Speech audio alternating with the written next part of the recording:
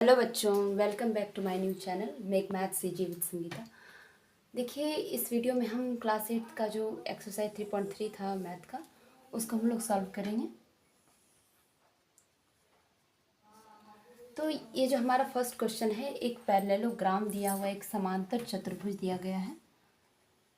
एक पैरेललोग्राम है, ये क्या है? पैरेललोग्राम, समांतर चतुर्भुज।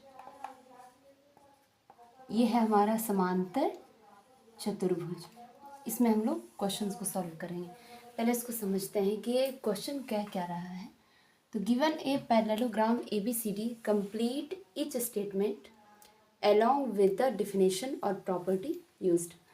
यानी कि इस समांतर चतुर्भुज में, इस पैरेललोग्राम में जो जो क्वेश्चन हमें पूछा गया उसका हमें उत्तर भी देना है और उसका रीज़न लिखना है कि उसका कारण क्या है, क्यों, कौन कौन सी प्रॉपर्टी यूज़ हो रही है, इसके बारे में हम लोग क्या सीख रहे हैं, ये भी इसमें हमें बताना है। तो अब देखिए, इसमें कह रहा है AD किसके इक्वल होगा? तो AD होगा BC के इक्वल। ये समांतर भुजाएं देखिए जो होती है ना, समांतर भी होती हैं, बराबर भी होती हैं। AD समांतर BC है और AD समांतर BC भी है, क्योंकि समांतर चतुर्भुज में, पैरेललोग्राम में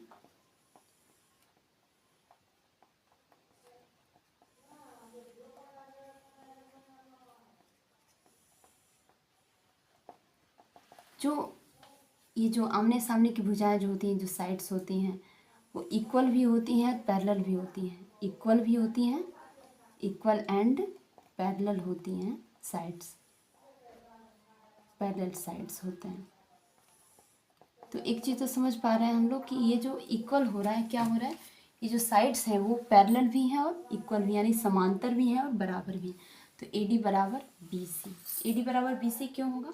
क्योंकि अपोजिट साइड जो है ना, ये एक दूसरे के अपोजिट है। AD के अपोजिट क्या दिख रहा है हमें? BC दिख रहा है। तो AD के जो अपोजिट एंगल हैं वो अपोजिट साइड्स हैं। ये दोनों साइड्स क्या हैं? इक्वल भी है और पैरेलल भी है। तो लिखेंगे यहाँ पर कि समांतर चतुर्भुज में, समांतर चतुर्भुज या पैरेललोग्राम में अपोजिट साइड्स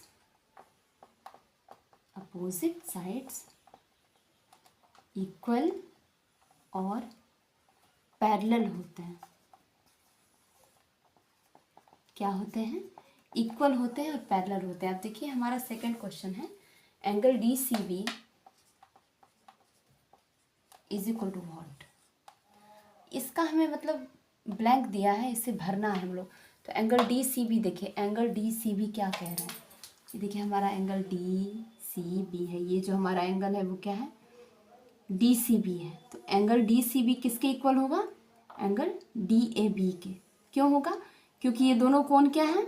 सम्मुख कोण है, एक दूसरे के जस्ट अपोजिट है। ये लोग अपोजिट एंगल भी क्या होते हैं? इक्वल होते हैं। यहाँ देखिए, सम्मुख कोण, देखिए जो पॉइंट्स हैं वो हम लोग इसे लिख रहे हैं ताकि इसे आप लोग ध्यान से समझें कि समांतर चतुर्भुज या पैरेललोग्राम में अपोजिट साइड्स क्या होते हैं? पैरेलल भी होते हैं, इक्वल भी होते हैं। और ये देखिए, सम्मुख कोण, हिंदी में कहेंगे सम्मुख कोण या अंग्रेजी में कहेंगे अपोजिट एंगल, आर इक्वल। ये क्या होते हैं? अपोजिट एंगल हमारे क्या होते हैं? इक्वल होते हैं। सम्मुख कोण या अपोजिट एंगल क्या होते हैं? इक्वल होते हैं। तो ये एंगल ए के सामने हमें क्या दिख रहा है? एंगल सी दिख रहा है। तो angle DCB is equal to DAB।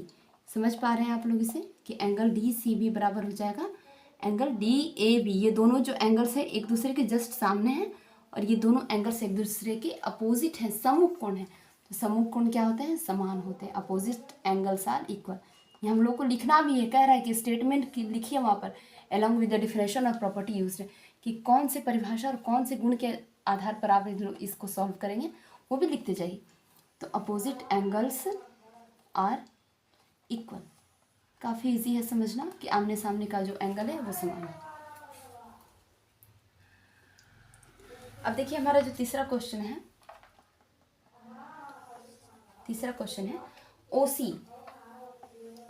OC बराबर डॉट डॉट डॉट। OC क्या है? ओसी देखिए क्या है, एसी क्या है, हमारा डायगोनल है। एसी क्या है, एसी एक डायगोनल है। डायगोनल किसे कहते हैं, विकर्ण को। एसी क्या है, विकर्ण है। तो समांतर चतुर्भुज में जो विकर्ण होते हैं ना, वो एक दूसरे को दो बराबर भागों में बांटते हैं, बाइसेक्ट करते हैं। देखिए पैरेललोग्राम में डायगोनल्स क्या करते हैं, बाइसेक्ट्स ईच अदर, समांतर चतुर्भुज में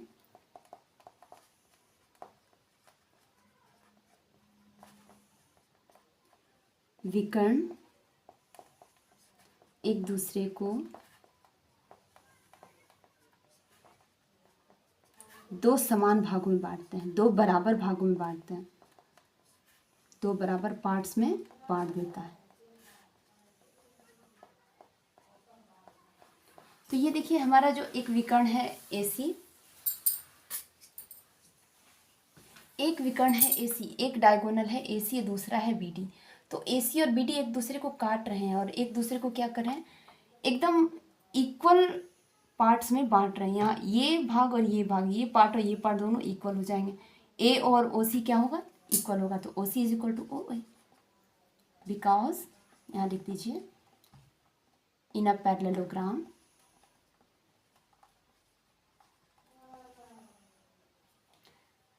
diagonals bisects each other, यानी कि समांतर चतुर्भुज में जो दोनों विकर्ण होते हैं, दोनों एक दूसरे को इस तरह से काटते हैं कि समान भागों में बांटते हैं। एसी बीडी को इस तरह काट रहा है कि बीडी को दो बराबर पार्ट में बांट दिया, दो बराबर इक्वल पार्ट में बांट दिया। और बीडी क्या कर रहा है, बीडी भी एसी को काट रहा है, ये भी इधर से इधर कट कर रहा है। तो ये भी कर रहा है, एसी को दो बराबर पार्ट में बांट रहा है, दो यानी कि बाइसेक्ट कर रहा है, दो बराबर भागों में बांट रहा है। अब इसका जो चौथा प्रश्न है, fourth question, measure of angle D A B plus measure of angle C D A is equal to dot dot dot. तो देखिए ये क्या है, measure of D A B, measure of C D A. अब D A B क्या है हमारा, D A B, ठीक है, डी ए बी यानी ये एंगल, ठीक है। तो डी ए बी हमारा ये एंगल। अब देखिए सी डी ए कह रहा है, तो सी डी ए और ये एंगल। तो ये देखिए पैरेललोग्राम में ये आसन्न कोण है, एडजेसेंट एंगल है। ये क्या है, देखिए हम यहाँ लिखेंगे since A B C D is a parallelogram, ठीक है। क्या है, एक पैरेललोग्राम है, एक समांतर चतुर्भुज में है। तो समांतर चतुर्भुज में क्या होती है, आसन्न भुजाओं का जो योग होता है, एडजेसेंट एंगल कहेंगे उसको, एडजेसेंट एंगल यानी आसन्न कोण, आसन्न कोण। तो आसन्न कोणों का जो योग होता है ना, वो कॉम्प्लीमेंट्री होता है। क्यों, अब आसन्न कोण किसे कहते हैं, देखिए एडी एक साइड है और ये जो दोनों एंगल है ये इसी साइड पे बने हैं, एडी पर ही बने हैं। जैसे एडी है ना, ए से डी एक लकीर है, एक लाइन है, तो ये एंगल भी इसी पर है और ये एंगल भी इसी पर है। तो एक लाइन पर जब दो कोण बने होते हैं तो उसे उन दोनों को कहेंगे आसन्न कोण। तो ये एडजेसेंट एंगल कहलाएगा, आसन्न कोण।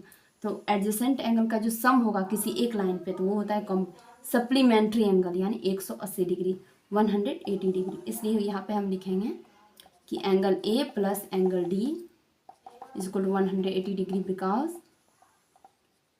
these are supplementary angles.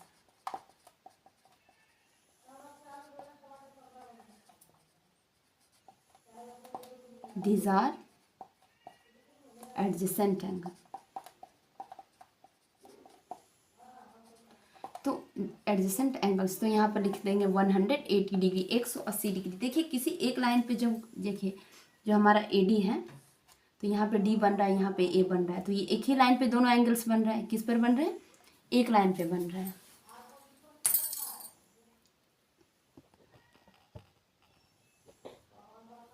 तो ये देखिए जैसे कि वो हमारा पैरेललोग्राम है, तो एक जो लकीर है, जो रेखा है, जो लाइन है, उस पर नीचे ए बन रहा है, ऊपर डी बन रहा है, तो ये एक ही लाइन पे बने हुए जो एंगल्स होते हैं वो कहलाते हैं आसन्न कोण।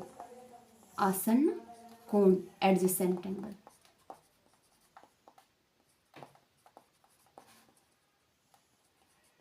अब इसका हम दूसरा क्वेश्चन सॉल्व करेंगे। तो देखिए हम लोग इसको कैसे सॉल्व किए, इसको हम ए बी सी डी एक पैरेललोग्राम है, एक समांतर चतुर्भुज है। तो समांतर चतुर्भुज में क्या होता है, आमने सामने की जो भुजाएं होती है, जो अपोजिट एंगल्स होते अपोजिट साइड्स होते हैं, वो समांतर भी होते हैं और इक्वल भी होते हैं, यानी पैरेलल भी होते हैं, बराबर भी होते हैं। तो वो दोनों क्या हो गए, ये देखिए ए डी और सी बी सी हमारा क्या हो गया, इक्वल भी हो गया और पैरेलल भी हो गया, यानी बराबर भी हो गया, समांतर भी हो गया। तो ये सबसे पहला था हमारा ए डी, कि ए डी के इक्वल क्या होगा, तो B C. Angle D C B के इक्वल क्या होगा, तो डी ए बी। ओ सी के इक्वल क्या होगा, तो ओ ए।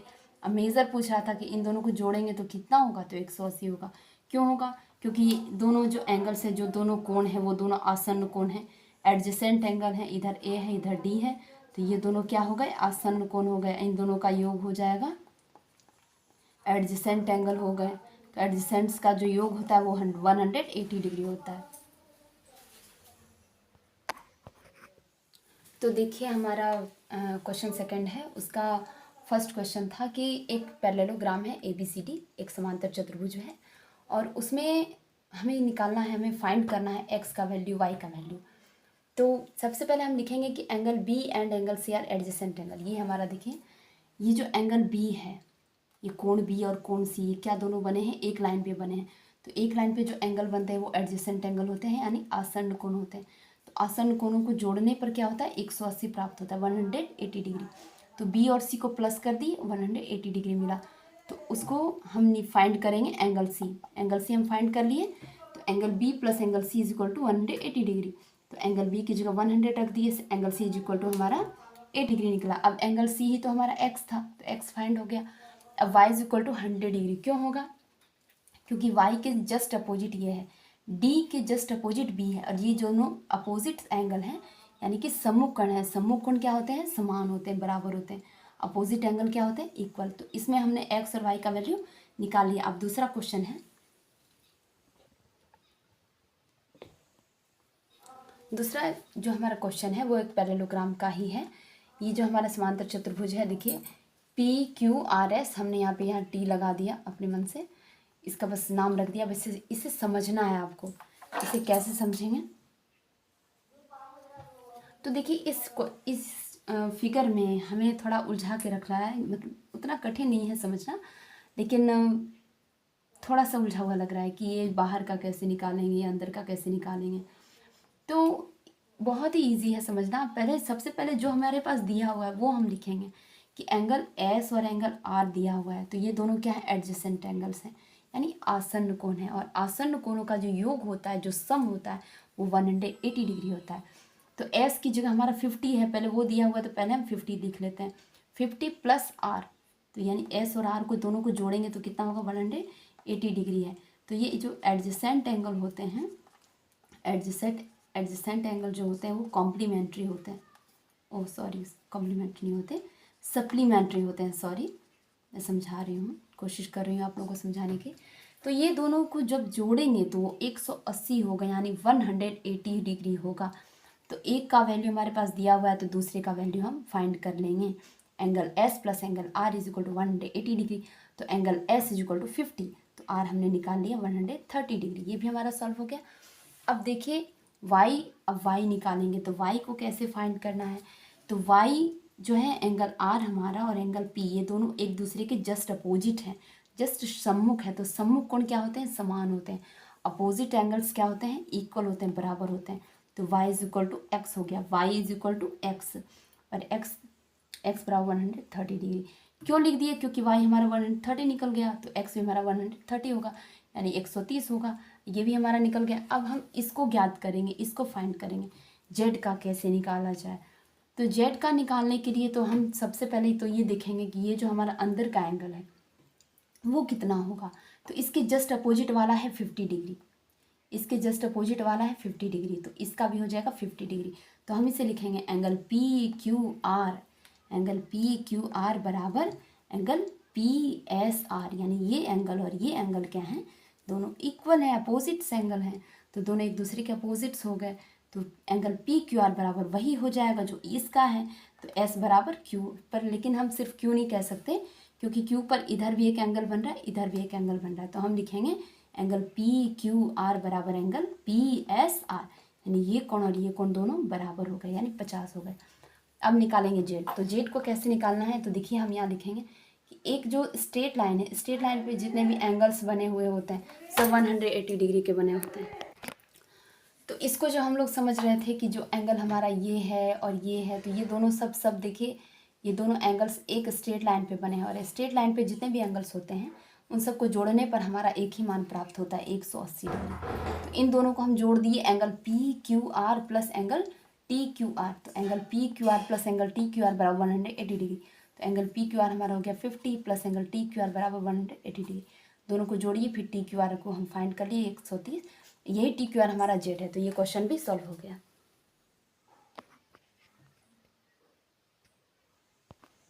तो ये देखिए हमारा क्वेश्चन नंबर 3 है, इसको हमने सॉल्व किया है। अब इससे हम समझाएंगे कि यहाँ पे मतलब जो हमें दिया गया था, एक पैरेललोग्राम दिया गया था, एक समांतर चतुर्भुज, उसमें ये जो एंगल है वो 30 डिग्री का है, ये x है और ये y है। तो ये देखिए ये जब x है तो ये भी हमारा x हो जाएगा। तो क्यों होगा, क्योंकि ये दोनों जो कोण है ना, दोनों जो एंगल्स हैं वर्टिकली अपोजिट एंगल्स हैं, वर्टिकली अपोजिट एंगल्स, शीर्षाभिमुख कोण है। शीर्षाभिमुख कोण क्या होते हैं, समान होते हैं, बराबर होते हैं। तो हम लिखेंगे एंगल DOC, यानी एंगल DOC ये वाला एंगल, और एंगल AOB ये क्या दोनों हो जाएंगे, दोनों सेम हो जाएंगे, दोनों बराबर हो जाएंगे, ये भी x हो जाएगा। तो इधर भी हम लगा दिए x है, ये तो पहले से ही x दिया हुआ है कि ये वाला एंगल x है। अब हम क्या करेंगे, देखिए तो DCO बराबर दिया है 30 डिग्री, देखिए DCO दिया है 30 डिग्री, 30 डिग्री। तो ये एंगल और ये एंगल दोनों इक्वल होंगे, क्यों होंगे, क्योंकि को इंटीरियर एंगल है, अंतः कोणों का जो युग्म होता है वो समान होता है। को इंटीरियर्स के जो एंगल होते हैं ये दोनों पेयर एक दूसरे के बराबर होते हैं, समान होते हैं। तो ये जब 30 होगा तो ये भी हमारा 30 होगा, यानी कि DCO भी 30 और BAO भी 30। देखिए लिखे हैं DCO भी 30 और BAO भी 30। अब करेंगे angle sum property of a triangle, यानी कि आप तो जानते ही हैं कि एक ट्राइंगल में या फिर एक त्रिभुज में जितने भी एंगल्स हैं, जितने भी कोण हैं, उन सबको जब जोड़ेंगे तो 180 डिग्री होगा। तो हम इस ट्राइंगल में जोड़ रहे हैं पहले, देखिए इस x को इस 30 को, तीनों को हम जोड़ दिए और लिख दिए 180 डिग्री। फिर कैलकुलेशन करके हमें प्राप्त हुआ, हमें मिला x बराबर 75 डिग्री, x बराबर 75 डिग्री। हमने यहाँ पे कैलकुलेशन किया, यहाँ पर x बराबर 75 डिग्री। तो x ये भी 75, ये भी 75 और ये भी 75 डिग्री। तो जब x 75 निकल गया तो हम अब एंगल ट्राइंगल CDO में चलेंगे, यानी कि COD में जब चलेंगे तो यहाँ भी तीनों एंगल्स को जोड़ देंगे और लिख देंगे 180 डिग्री, क्योंकि हमें x मिल ही चुका है 75 डिग्री और 30 डिग्री मेरे पास पहले से ही है। अब हम इसे y को फाइंड करना था हमें, तो y को फाइंड करने के लिए हमने इसको रख दिया और जोड़ दिया, और जो भी हमें मिला वो है 75 डिग्री। तो y भी हमारा हो गया 75 डिग्री, y भी हमारा हो गया 75 डिग्री। ये देखिए ये जो दोनों एंगल्स ये दोनों वर्टिकली अपोजिट हैं, यानी कि शीर्षाभिमुख कोण है, तो ये दोनों भी इक्वल हो गए। ये तो पहले से ही x था, तो यहाँ पे इस ट्राइंगल में हम चले और निकाले x का मान, x का वैल्यू निकाले। फिर जब x का वैल्यू आ गया तो ट्राइंगल COD में चले, फिर वहाँ तीनों एंगल्स को जोड़कर 180 लिख दिए, क्योंकि x तो हमारा निकल ही गया था 75, तो y भी हमने निकाल दिया 75 डिग्री। तो देखिए हमारा ये जो 4th क्वेश्चन है, इसमें मतलब वही एक पैरेललोग्राम दिया गया है ABCD। तो इसमें एक एंगल का मान दिया है एंगल B = 80 डिग्री। तो जेड का हम वैल्यू कैसे निकालेंगे, क्योंकि जेड ये देखिए एंगल B = 80 डिग्री, तो एंगल B हमारा है जेड, एंगल B और ये जो जेड है ये दोनों इक्वल होंगे। ये दोनों एंगल्स इसलिए इक्वल होंगे क्योंकि ये दोनों एकांतर कोण हैं, करस्पॉन्डिंग एंगल्स हैं, ये दोनों समान हो जाएंगे। अब y हमारा हो जाएगा 80 डिग्री, y भी 80 इसलिए होगा क्योंकि y के जस्ट अपोजिट में ये एंगल है। ये दोनों एंगल्स आप देख रहे हैं, ये दोनों एंगल्स क्या हैं, एक दूसरे के अपोजिट है। ये दोनों थे एकांतर कोण, करस्पॉन्डिंग एंगल्स, और ये दोनों है सम्मुख कोण, अपोजिट एंगल। तो अपोजिट एंगल्स भी क्या होते हैं, इक्वल होते हैं, बराबर होते हैं। अब देखिए इस रेखा पर, इस लाइन पे हमारा ये जो दो एंगल्स बना हुआ है, एंगल ए और एंगल डी, इन दोनों को जब जोड़ेंगे, इन दोनों का जब सम करेंगे तो वो हमारा 180 डिग्री होगा। क्यों होगा कि ये दोनों एडजेसेंट एंगल्स हैं, यानी आसन्न कोण है। क्या है, एडजेसेंट एंगल हैं। तो एडजेसेंट एंगल्स क्या होते हैं, सप्लीमेंट्री होते हैं। सप्लीमेंट्री का क्या अर्थ है, दोनों को जोड़ने पर 180 डिग्री का वैल्यू मिलेगा, यानी ये 180 डिग्री का वैल्यू मिलेगा। तो y प्लस एक्स जब करेंगे, यानी x प्लस वाई करेंगे तो 180 डिग्री। तो x तो हमारे पास नहीं था, x का मान हमें पता नहीं, इसका वैल्यू हमें निकालना है, और y का मान हमारा है 80। इसलिए है क्योंकि ये दोनों एंगल्स एक दूसरे के जस्ट अपोजिट हैं, सम्मुख कोण है। और सम्मुख कोण क्या होते हैं, समान होते हैं। अपोजिट एंगल क्या होते हैं, इक्वल होते हैं एक दूसरे के, उनमें कोई भी अंतर नहीं होता, ये दोनों इक्वल होते हैं। तो y भी हमारा 80 हो गया। तो x is equal to 180 degree minus 80 degree is equal to 100 degree. तो x हमारा निकल गया 100 और y है 80 डिग्री और z भी 80 डिग्री। देखिए तो इस क्वेश्चन को मैं फिर से समझा देती हूँ कि ये हमारा, ये दोनों एकांतर कोण है, करस्पॉन्डिंग एंगल्स इक्वल, y भी इसके इक्वल, तो y भी 80 डिग्री। अब x और y दोनों क्या हो गए, भाई हो गए। ये दोनों क्या है, दोनों को जोड़ने पर 180 मिलेगा, 180 मिलेगा। तो इन दोनों को जोड़कर 180 डिग्री है, और x का वैल्यू पता नहीं था, y का वैल्यू 80 डिग्री, तो x का वैल्यू फाइंड कर लिए 100 डिग्री। चलिए ये क्वेश्चन हमारा सॉल्व हो गया। अब 5th क्वेश्चन को समझिए।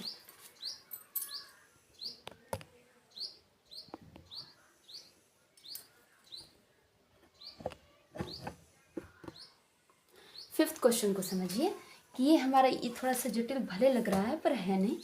तो ये देखिए हमें जो पैरेललोग्राम मिला था, इसमें क्या है कि यहाँ पे दिया है 112 डिग्री, यहाँ पे दिया है y। तो सबसे पहले तो हम लिखेंगे कि जो दिया हुआ है, तो 112 डिग्री दिया हुआ था। Angle b is equal to 112 degree, 112 degree. तो b is equal to D होगा। ये कोण और ये कोण दोनों बराबर होंगे। क्यों होंगे, क्योंकि ये दोनों अपोजिट एंगल्स हैं। क्या है, अपोजिट एंगल्स, यानी सम्मुख कोण है। तो सम्मुख कोण समान होते हैं, ये कोण और ये कोण दोनों बराबर हो जाएंगे। तो angle b is equal to angle D, angle b is equal to angle D. तो y भी हमारा 100 हो गया, 112 हो गया, 112 डिग्री हो गया। अब चलेंगे ट्राइंगल ADC में। ट्राइंगल ADC में, ADC में क्या करना है, हमें निकालना है x का वैल्यू। तो x का वैल्यू हम कैसे फाइंड करेंगे, तो पहले से एक हमारा 40 डिग्री दिया हुआ है और y हमारा 112 डिग्री हो गया। तो इन तीनों एंगल्स को जब जोड़ेंगे तो 180 डिग्री होगा, क्योंकि एंगल सम प्रॉपर्टी जो होती है ट्राइंगल की, यानी एक त्रिभुज के सभी कोणों का योग वो क्या होता है, 180 डिग्री होता है, 180 डिग्री होता है। तो इन तीनों को जब हमने जोड़ दिया और लिख दिया 40 डिग्री प्लस 112 डिग्री। देखिए y की जगह पर लिखा है ना 112 डिग्री, क्यों कि ये दोनों जो एंगल्स हैं हमारे इक्वल हैं, अपोजिट हैं, एक दूसरे के जस्ट अपोजिट है, तो इक्वल हो गए। तो ये जो इक्वल है तो इसका मान भी वही होगा जो इसका होगा, तो 112। तो लिख दिया 40 degree plus 112 degree plus x। तो x को हमने फाइंड किया, इसे इन दोनों को जोड़कर उधर ले गए, घटा के लिख दिया, तो 28 डिग्री आया। अब देखिए, अब इस ट्राइंगल में चलेंगे, ट्राइंगल ABC में। तो ट्राइंगल ABC में देखिए हमारा 40 लिखा हुआ है। कैसे लिखा हुआ है, तो इस एंगल को आप देख रहे हैं, ये जो एंगल है और ये जो एंगल है, ये दोनों क्या है, एकांतर कोण कहलाएंगे। देखिए ऊपर में भी हमने लिखा है करस्पॉन्डिंग एंगल्स, तो यहाँ पे लिख देते हैं angle DAC is equal to angle DCA, DCA नहीं CAB, ये दोनों हो गए करस्पॉन्डिंग एंगल्स, यानी एकांतर कोण। ये दोनों क्या हो गए, एकांतर कोण हो गए। तो हमने यहाँ भी 40 लिख दिया कि ये भी 40, ये भी 40 हो गया। तो अब देखिए करस्पॉन्डिंग एंगल्स,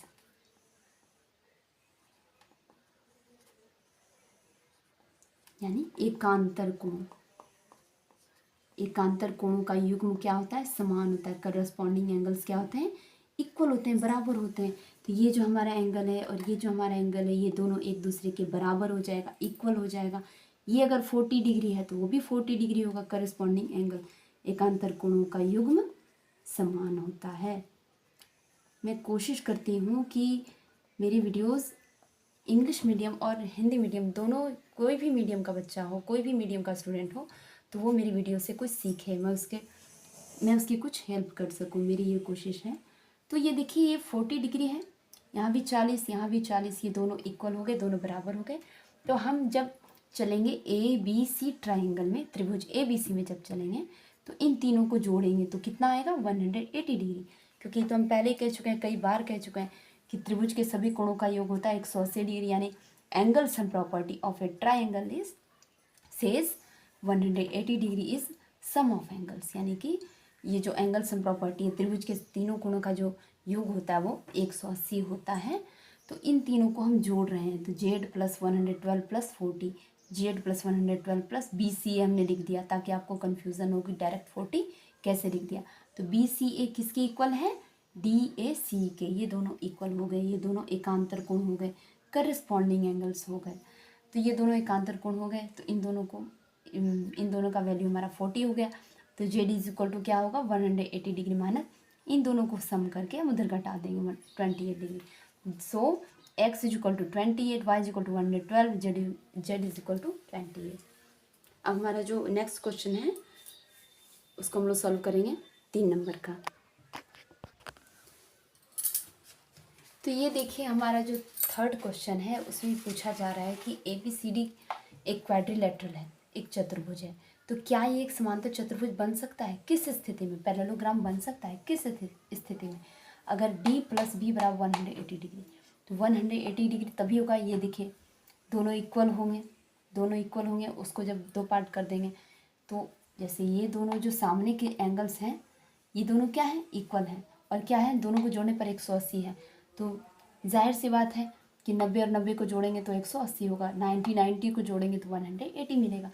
तो इसलिए हम यहाँ पे ये लिखेंगे कि एंगल डी और एंगल बी को अगर जोड़ने पर 180 आ रहा है, अगर 180 आ रहा है, तो ये तभी संभव है जब ये दोनों 90 हो, क्योंकि ये दोनों एंगल्स क्या होते हैं, इक्वल होते हैं। एंगल डी और एंगल बी क्या होंगे, इक्वल होंगे।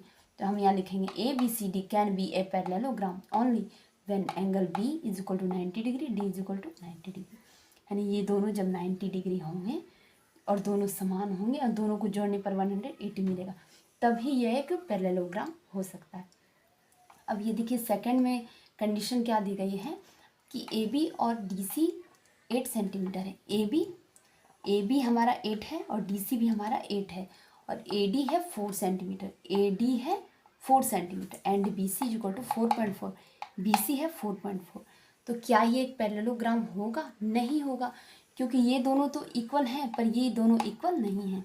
AD क्या है, BC के इक्वल नहीं है, तो ये पैरेललोग्राम नहीं होगा।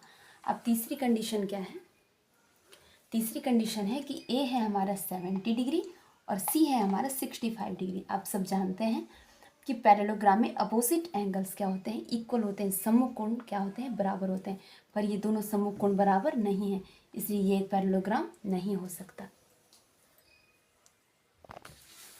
तो ये देखिए, जो हमारा फोर्थ क्वेश्चन दिया गया है इसमें कहा जा रहा है कि draw a rough figure of a quadrilateral that is not a parallelogram but has 2 opposite angles, और वो भी क्या हों, इक्वल मेजर्स के हों। यानी कि कहा जा रहा है कि एक ऐसा चतुर्भुज बनाइए, एक ऐसा क्वाड्रिलेटरल बनाइए जो कि एक पैरेललोग्राम नहीं है, बस उसके पास क्या है, 2 बराबर एंगल्स है, 2 बराबर कोण है। तो ये क्या हो सकता है, ये सिर्फ एक काइट हो सकती है, पतंग हो सकती है, क्योंकि ये एक पैरेललोग्राम भी नहीं होता है, बस एक क्वाड्रिलेटरल है और आमने सामने की जो कोण है, जो एंगल्स है वो अपोजिट एंगल है और वो दोनों इक्वल हैं। अब ये देखिए, हमारा जो फिफ्थ क्वेश्चन है, फिफ्थ क्वेश्चन में कहा जा रहा है the measure of 2 adjacent angles of parallelogram are in the ratio 3:2 में, तो find the measure of each of the angle of this parallelogram. तो कह रहा है कि एक पैरेललोग्राम है जिसमें कि जो एडजेसेंट एंगल है वो 3:2 के अनुपात में है, तो उसके सभी एंगल्स का जो वैल्यू है वो हम लोगों को फाइंड करना है। तो इसको हम लोग फाइंड करेंगे।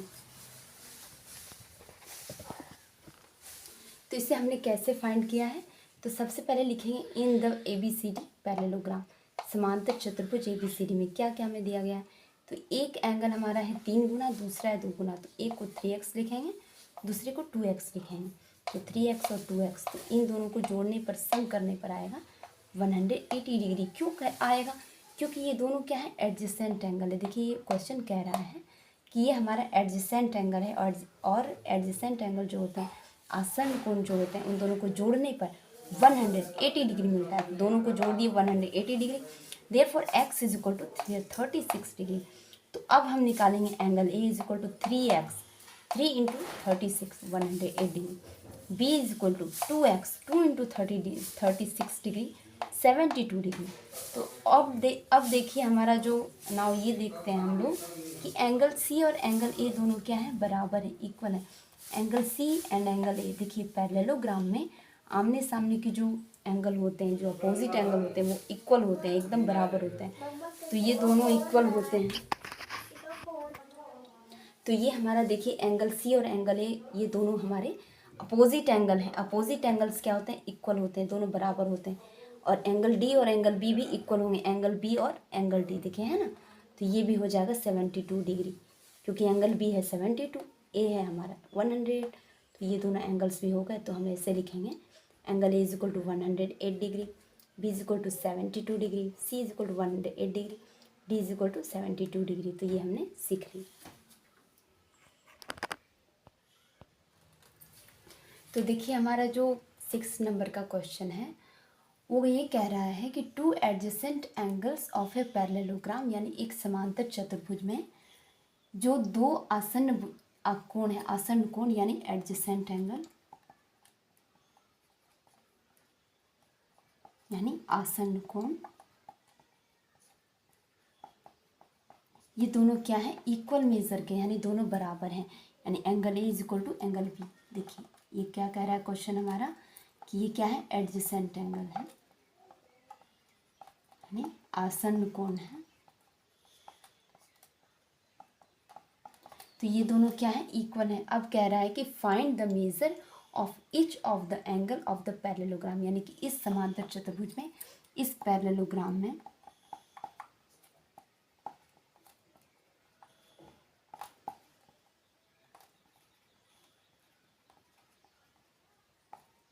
इस पैरेललोग्राम में हमें निकालना है सबका, जितने भी एंगल्स हैं सबका वैल्यू। तो अब देखिए क्या कहना है, ये क्या करें इसमें कि एंगल A और एंगल B, ये क्वेश्चन कह रहा है कि दोनों बराबर हैं। तो एडजेसेंट एंगल क्या होते हैं, सप्लीमेंट्री एंगल्स होते हैं। सप्लीमेंट्री एंगल तो आप जानते हैं, सप्लीमेंट्री यानी संपूरक किससे कहते हैं, पता है, 180 डिग्री का जो होता है। तो सप्लीमेंट्री एंगल्स होते हैं, कौन होते हैं, एडजेसेंट एंगल। तो अब लिखेंगे angle A plus angle B is equal to 180 degree. तो ये क्या है, सप्लीमेंट्री एंगल है। तो एंगल A और एंगल B को मान लीजिए x है, और क्या कह रहा है, दोनों बराबर हैं। तो जब A x होगा तो B भी x होगा। तो x plus x is equal to 180 degree, therefore 2x is equal to 180 degree, therefore x is equal to 180 degree by 2 is equal to 90 degree. तो हमारे पास क्या क्या मिलता है, देखिए angle A is equal to 90 degree, B is equal to 90 degree. अब ये देखिए एंगल A के जस्ट अपोजिट है C और B के जस्ट अपोजिट है D। तो B के D इक्वल होगा और A के C इक्वल होगा। तो अब सब यहाँ पे बराबर लग रहे हैं, क्योंकि A और B दोनों बराबर हैं, इसलिए लिखेंगे angle C is equal to A, यानी कि A है हमारा 90 डिग्री। Angle C D is equal to B, तो B है हमारा 90 डिग्री, तो ये भी 90 डिग्री होगा। तो क्वेश्चन 6 भी हमारा सॉल्व हो गया है।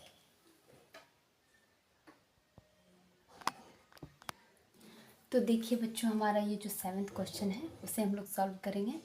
इसमें कहा गया कि HOPE एक पैरेललोग्राम है, समांतर चतुर्भुज है। ये क्या है, पैरेललोग्राम है।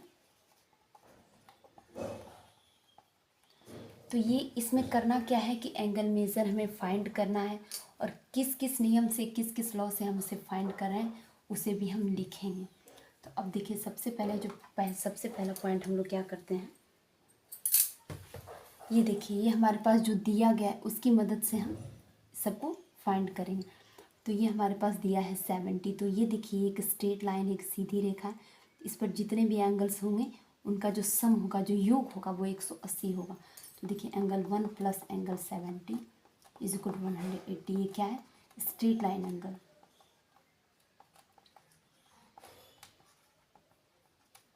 180 एंगल। तो इसको देखिए हम इसे फाइंड कर रहे हैं, तो angle 1 is equal to 180 degree minus 70 degree is equal to 110 degree. तो देखिए एंगल 1 हमारा निकल गया 110 डिग्री, ये 110 हो गया। तो अब देखिए इसके जस्ट अपोजिट ये है, तो ये दोनों क्या हो जाएंगे, अपोजिट एंगल हो जाएंगे। तो सेकंड हम जो फाइंड करेंगे वो एक्स फाइंड करेंगे। तो एक्स इज इक्वल टू 1, क्यों, अपोजिट एंगल्स आर इक्वल।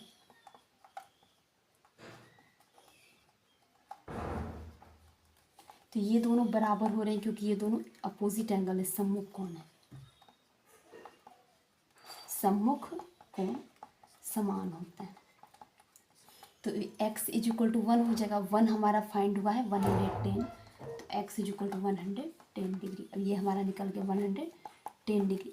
अब ये देखिए जो हमारा y है, y और 40 इक्वल होगा, क्यों होगा, क्योंकि ये दोनों जो है ना मतलब को इंटीरियर एंगल है, एकांतर कोण है।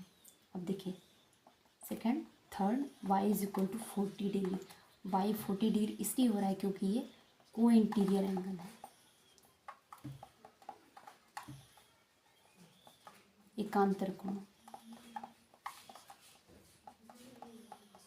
तो ये दोनों भी इक्वल हो गए, तो y is equal to 40 degree. अब बच गया z हमारा। तो z को निकालने के लिए हमें इन दोनों को जोड़ना होगा, क्योंकि ये जो पूरा एंगल है और ये इन दोनों को जब जोड़ेंगे तो वो हमारा हो जाएगा 180 डिग्री। ये दोनों एंगल जो है ना, ये एंगल और ये एंगल एडजेसेंट एंगल है, आसन्न कोण है। अब निकालिए 40 डिग्री प्लस z यानी ये h plus angle 1 is equal to 180 degree. अब हम यहाँ लिखेंगे एडजेसेंट एंगल आर सप्लीमेंट्री।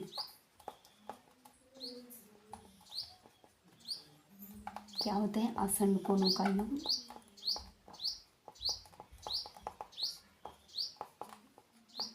एक 180 डिग्री होता है। तो ये हम इसको भी फाइंड कर रहे हैं।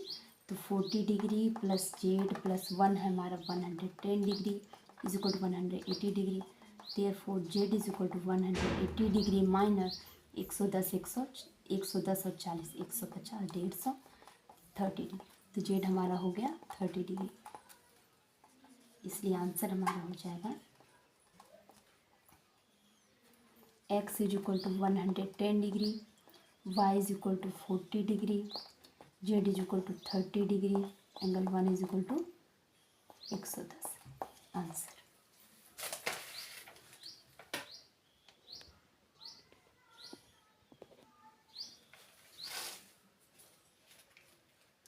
तो देखिए हमने इसको कैसे निकाला। सबसे पहले तो ये लीनियर पेयर था, स्ट्रेट लाइन था, तो 1 का वैल्यू निकाला।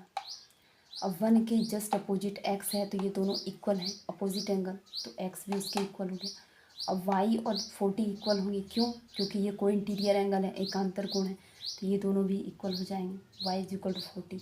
अब हम निकालेंगे z को निकालने के लिए ये दोनों जो एडजेसेंट एंगल है, दोनों आसन्न कोण है, इन दोनों को जोड़े। तो ये दोनों जब जोड़े तो यहाँ आपको 3 लग रहा है, क्योंकि ये दोनों ना h के हैं, ये दोनों h के ही एंगल है, 2 पार्ट कर दिए गए हैं। तो इन दोनों को जोड़ दिए, प्लस 1 इज इक्वल टू 180, क्योंकि ये कोण और ये कोण आसन्न कोण है, एडजेसेंट एंगल है। एडजेसेंट एंगल का जो सम होता है 180 होता है। इन सबको जोड़े, फिर z आया 30, फिर यहाँ लिख दिए आंसर।